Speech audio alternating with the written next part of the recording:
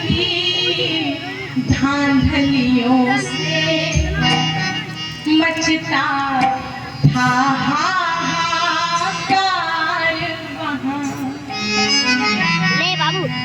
पर धुंधक की धांधलियों से मचता था हाहाकार वहाँ।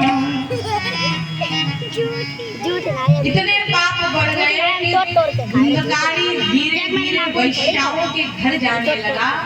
दिन भर मदिरा पान करता, वैश्याओं के घर में नाच गाना देखता, वहीं पड़ा पड़ा। एक दिन क्या हुआ, लोगों ने आकर के आत्मदेव को ताने मारने शुरू किए। अरे जरा देखो तो, बाप तो कितना बड़ा पूजा पाठ करने वाला भगत है और बेटा मदिरा पी करके वैश्याओं के कोठे पर पड़ा। जय श्री कृष्ण। और ये कहने वाले कौन थे? वही पड़ोसी जो कह रहे थे कि बेटा नहीं तो स्वर्ग नहीं। आज वही कह रहे हैं भगवान ऐसी बेटा ऐसी औलाद किसी को नहीं।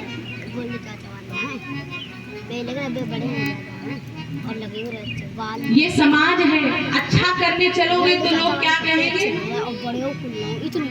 यही काम बचा है तुम्हारे पास। बुरा करोगे तो कहेंगे राम राम, जरा देखो तो कैसी बुद्धि। इसीलिए कहते हैं इस संसार का सबसे बड़ा रोग क्या कहेंगे लोग? सबसे बड़ा रोग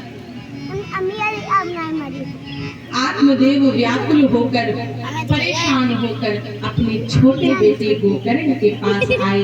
गोकर्ण के सामने हाथ जोड़कर बैठे, कहा बेटा अब तुम बताओ, एक पिता नहीं आज एक याचक बनकर तुम्हारे सामने आया हूँ।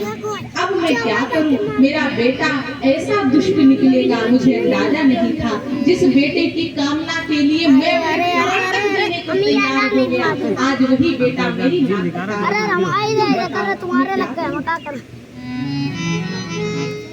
गोकर्ण जी ने कहा पिताजी परेशान न होइए, जब इस संसार में चीजें हमारे हाथों में ना हो, जब अंत हमारे हाथों में ना हो तो परेशान न हो करके सब कुछ भगवान के हाथ में छोड़ दें। एक काम करो पिताजी, अब आप घर का त्याग करो, अब आप परिवार को छोड़ो, अब आप गृहस्थी छोड़ो, जो हो रहा है वो होने दीजिए। और कहाँ जाओ?